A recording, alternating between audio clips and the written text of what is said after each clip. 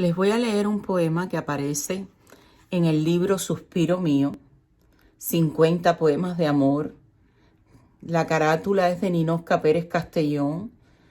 Es un libro que saqué el año pasado y bueno, ya está en Amazon. Les voy a leer el poema El sonido de la vida, que aparece en este libro. Escucho la vida que hay dentro de mí. El viento que sopla baila.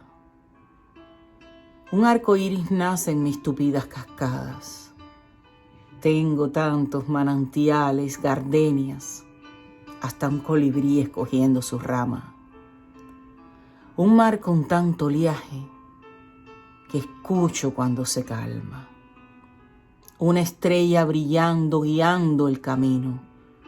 Un libro de historias pasadas. Plazas llenas de palomas.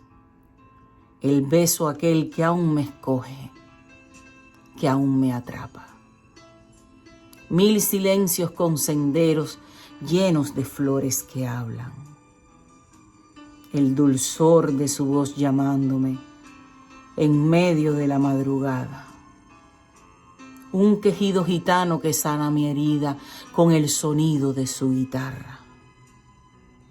Un poema que se va conmigo junto al café de la mañana.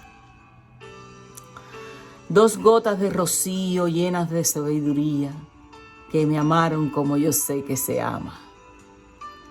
Tengo en mis adentros tanto amor que canta. Es imposible que entiendas cuánta riqueza me acompaña.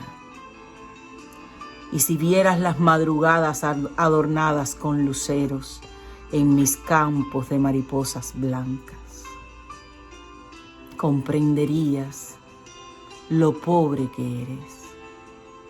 Tú, que no tienes alma.